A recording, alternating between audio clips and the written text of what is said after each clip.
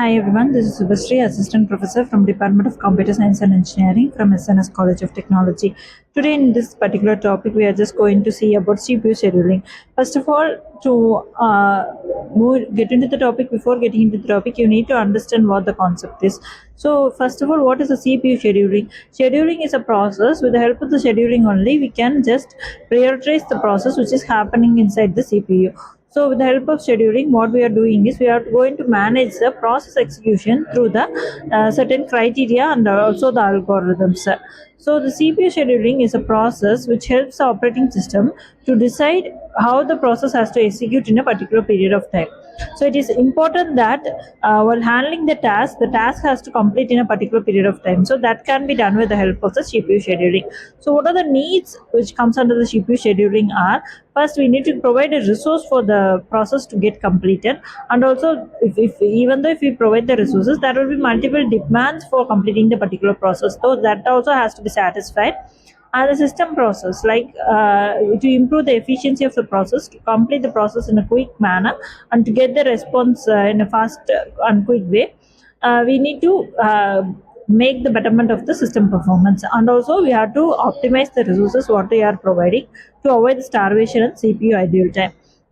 So the criteria which comes under the CPU scheduling are your UCP utilization, your throughput, turnaround time, waiting time has to be calculated, and also the response time of the client has to be get interactive being in the systems has to be submitted, and also fairness of the system, that is to ensure all the process which gets a chance to run, so that has to be verified.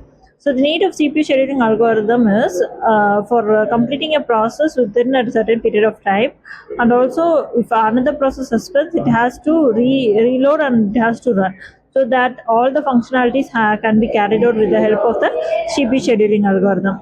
So the main function of CPU scheduling is to ensure whether the CPU remains ideal or the at least selected processor will be ready to use in life. So the types and methods of CPU scheduling, we have two types. One is preemptive scheduling and another one is non-preemptive scheduling. Preemptive scheduling, which has a priority scheduling, shortest remaining job first, longest remaining job first, and round robin. On non-preemptive scheduling, we have first come first serve basis, shortest job first, longest job first, and also highest responsive ratio next. So these are the types of thing. First thing is your first come first serve basis. How it works is, first the process A enters into the system, the A process will be completely executed, and then only the next process will get sorted out. So with the help of non-preemptive method, will do this process. For example, we can take the printing documents which will arrive in order. First process only will be executed first. If it is the shortest of paths, how it works is it works with the help of burst time. So with the help of the bus time, within the estimated time period, it will be just running. So shortest remaining time first, with the help of the slot which we have provided, will be taken for finishing the job first. After that, the minimizing average waiting time is being calculated.